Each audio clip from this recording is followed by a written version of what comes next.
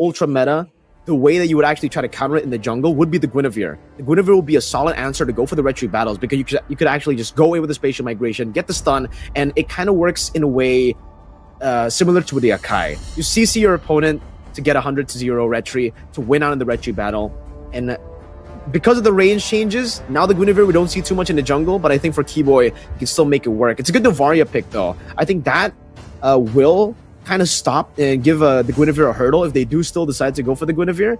Because on the Guinevere, you're very reliant on these ambushing attacks. You need to play outside of the vision, right? You have to play within the pockets there, back and forth. Because if you get read out, it's pretty easy to predict, a spatial migration coming in from the Guinevere. You can see it in their eyes almost. You can see it in their eyes if you were in the first-person view in the Land of Dawn, There it is. I was saying, we saw this iteration already, these combination of heroes with some minor changes. Instead of the Terizla yesterday, it was an Arlott.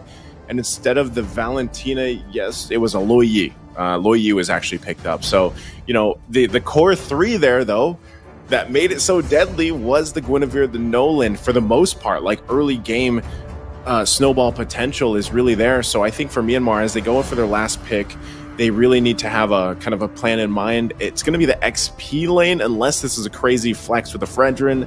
Not sure if that's going to happen, though. But the Yuzhong is open.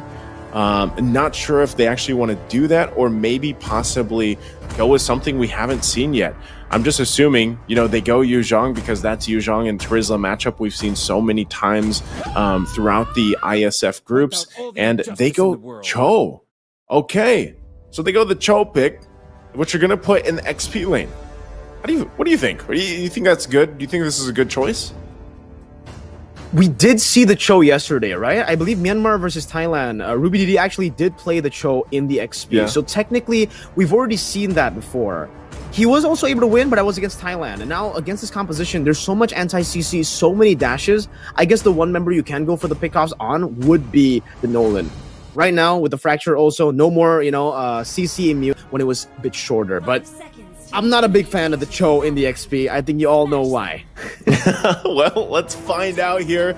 Ladies and gentlemen, it's game number 2. Match point for Indonesia to move forward and advance to qualifying for the WEC in Riyadh. All they need is this one win to move forward. Myanmar, can they extend the series to get to the 3 game? We're going to have to take a look at this exactly because, yeah, like we said, there's a whole lot of Purifies here to deal with a lot of the CC that Myanmar has available to them. And look at this, already early rotations happening here for Juno. But, one thing too, I'm not sure if anyone's going to get a kill with this early on with this lineup, but with Ruby DD running, like you said, this kind of new Cho, having that passive, I think it's like 180% is what you get with that bonus attack. But then you have a concussive blast. So I'm wondering how the lineup, or how the matchup with even going against a Terizla performs in terms of like the numbers and being able to stay. Or is it just purely, I'm going to go and try to get some pickoffs, because right now they're just duking it out. And you can see Lutby also went up with the Brave Smite.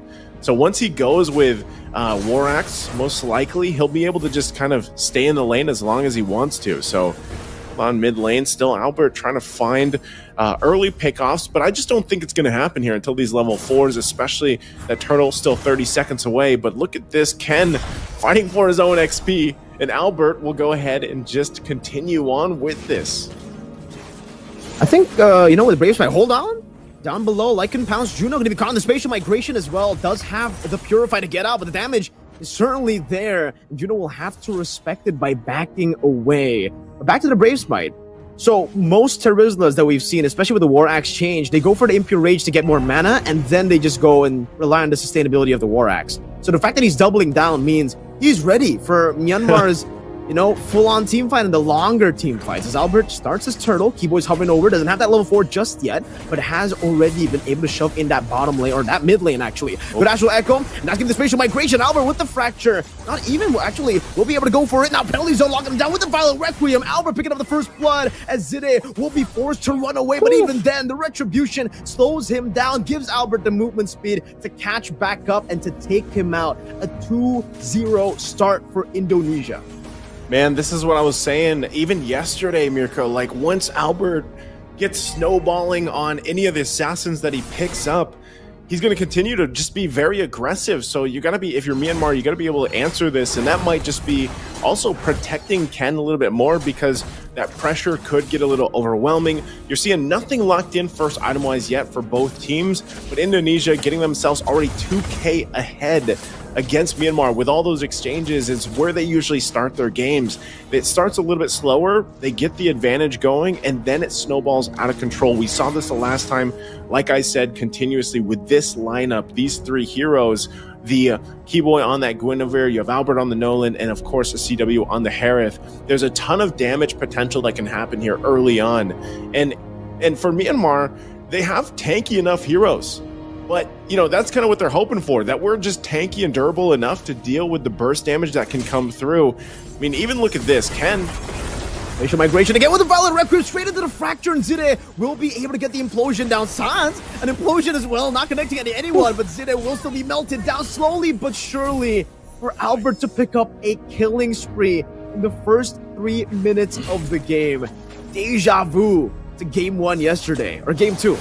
Yeah, you see what I'm saying though? Like Myanmar, they drafted this because they're like, I hope we're tanky enough to go and deal with this burst, but it's just showing that they're not. And a lot of that has to do with the way Indonesia is cycling through their CC. And that's whether, and we talked about this extensively in the draft, that Keyboy was probably going to pick up the Guinevere, and I'm surprised that it actually wasn't banned out for the last ban from Myanmar, because it works wonders with this lineup. So now that this turtle's up here, Myanmar, despite them being down already, you know, 3,000-4,000 gold, they do still want to fight for this objective. And as long as they at least, you know, watch out for Keyboy setting up just like that, that's good. They don't get set up, so at least, you know, they avoid it for now, but still they have to win this battle. Echo going to be dropped down too. They get the vision, but still both teams are ready to go for it. It's going to be a full-on fight.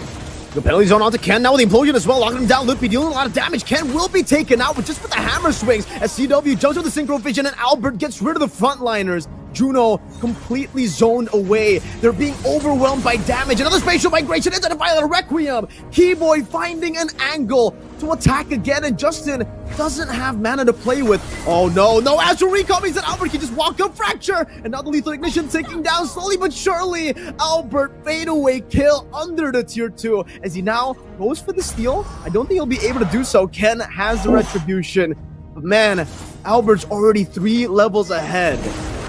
Oh, awesome. We're going to take a look at this replay here on how this kind of unfolded. And like I was saying, you know, Myanmar, I'm surprised they really do want to go and fight for this, because, wow, that's all in reverse, by the way. So it's all in reverse, I think. But dynamics, bro. The dynamics. But, you know, as we saw that unfold, it was Myanmar just choosing to fight for that. And honestly, it didn't work out for them the way they wanted it to. And Albert also, with that whole exchange, now picks up the Sky Piercer.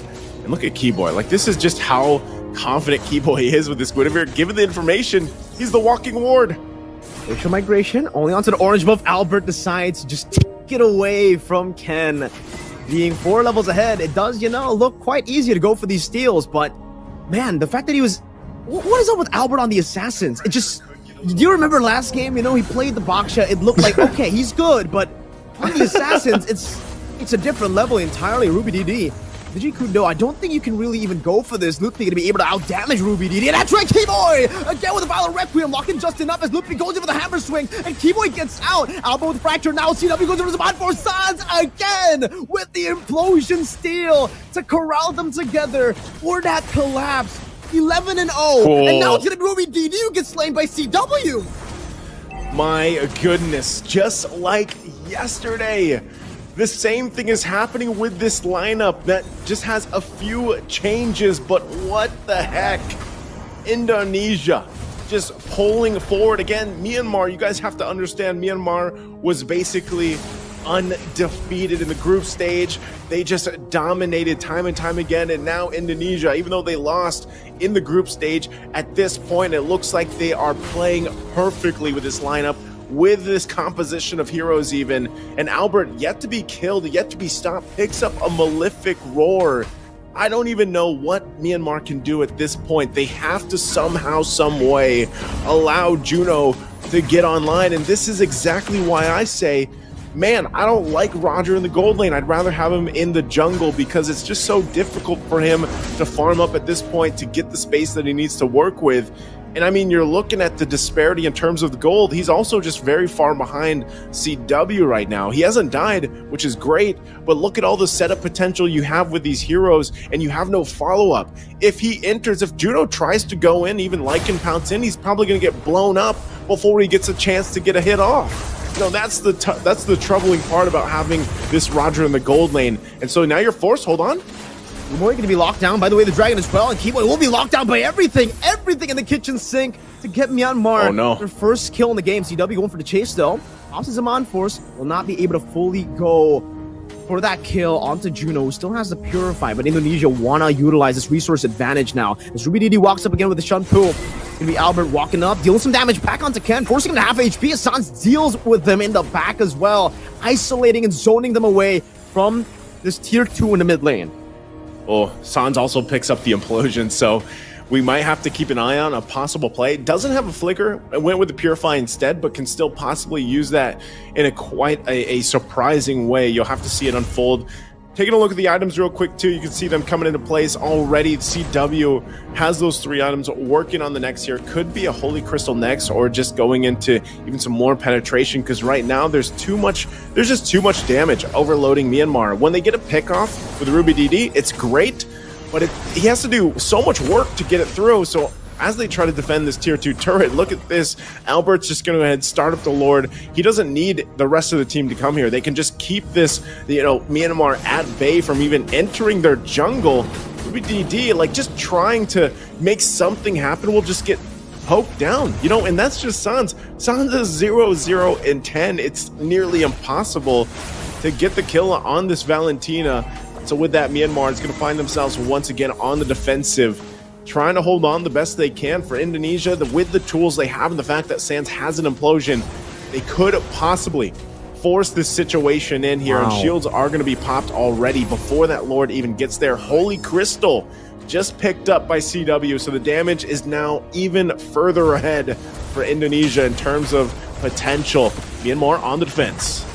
A lot of battle spells already back up. It's going to be just almost decimated there by the fracture penalty zone on the 3 Lepay. Again with the engage, and now he's with Zaman Force onto the back, doing a lot of damage. RubyDD will lose his life, and Side as well just gets melted down, completely obliterated under the base turret as Indonesia continue the siege. Now into the top lane. That's going to be base turret number 2 taken down as Lippy zones them again with some damage on that hammer, swinging it back. Ken going to take a little bit of that. Sans again also goes for the splash. Albert looking for the play. Keyboy again with the spatial migration into the winter crown as he pops into Battle Requiem, and look at Justin, who can't even defend. Juno forced back all the way to the fountain. RubyDD spawns back in, but Indonesia 16-1 have just dominated Myanmar in a clean sweep. Oh man, a clean sweep. My goodness, the ending there, like, I knew that they were very far ahead, Mirko. I knew that, it was highly likely